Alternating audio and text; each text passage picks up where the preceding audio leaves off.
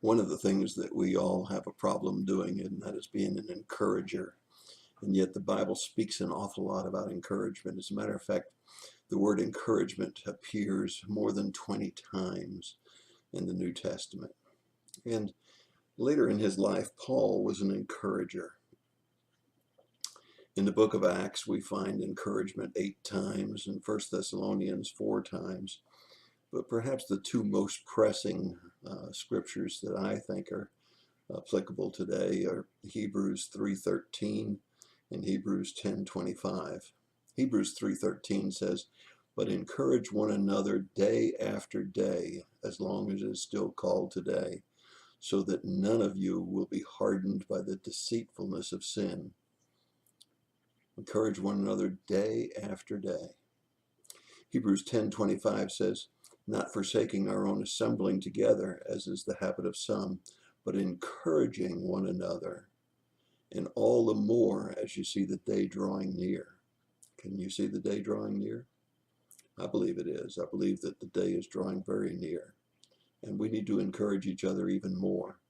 So I look to see the master of encouragement, of course, was Jesus, but Paul was a great encourager, and perhaps one of the best places you can look is in the book of 1st and 2nd Timothy. Let me give you 7 things, and I hope that you'll write them down or play this video a couple of times to get all 7. But there's 7 things that we can do to encourage people. The first one is sincere compliments. You'll see an example of that in 2 Timothy 1:5. 2 Timothy 1:5, sincere compliments. The second thing is true concern. 1 Timothy 5:23, true concern about someone. Number 3, acknowledge strengths, not weaknesses. Acknowledge strengths, but don't talk about their weaknesses. 1 Timothy 4:12. That's not, sorry. Yeah, that's correct. 1 Timothy 4:12. Fourthly, reminders of the source of our strength. 2 Timothy 1:7. We need to be reminded sometimes the source of our strength. The empowerment comes from the Holy Spirit and from God, and we need to remember that. We need to remember not to do things in the flesh, and we can encourage one another knowing that that strength is available to us, knowing that God's power is in us and with us. Number 5, let them know that you're praying for them. But then don't just say it, do it. Pray for them. I can't tell you how much that is an encouragement to people when they know people are praying for them. When I get in the pulpit and people say, "I'm praying for you to deliver a good message," boy, that's a powerful reminder to me of the fact that I have the power of prayer behind my sermons. And when we're sick, when we're going through trials and tribulations, the power of prayer is right there.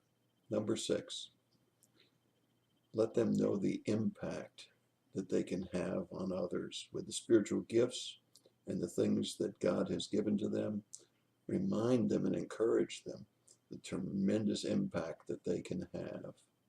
2 Timothy 1:6. 2 Timothy 1:6. And then finally, number 7, the life-changing opportunities that we all have every day. All of us, whether we're homebound or whether we're out and about, we have an opportunity to witness to others. We have a chance to encourage others. We have a chance to do good and to serve others. Yes, encouraging people because we have life-changing opportunities. Older, encourage the younger. Older, encourage the younger. Don't condition it with, "You did a really good job, but," or, "I see you have this wonderful gift, but." Just leave it at the compliment, the sincere and righteous compliment. Now, don't make up things, but make them sincere compliments. So older, encourage the younger.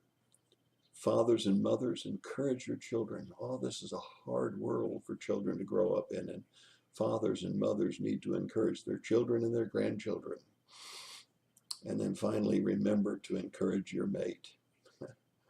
Many times our mates need the encouragement as much as anybody else around us. Sometimes we're so busy ministering to others and encouraging others that we forget about our own family, and we don't encourage our children, we don't encourage our mates. Try to be an encourager this week. So let me challenge you to do this. Play this video back. Get all 7 ways of encouraging. Think about all of the people you know in church, all of the people that you know in your work, all of the people that you have in your family, and then make a list of those people that you can encourage in one of these 7 ways or multiple of these 7 ways. Yes, it says, not forsaking our assembling together, as is the habit of some, but encouraging one another, all the more as you see the day drawing near. Be an encourager. Make a list. Don't just let it be lip service. Don't just say, hey, that was a great message. That really spoke to me, and I really need to be more of an encourager. Make a list. Be very, very disciplined in picking people to encourage, and be sure to encourage them. That's your thought for the day. God bless you and have a great day.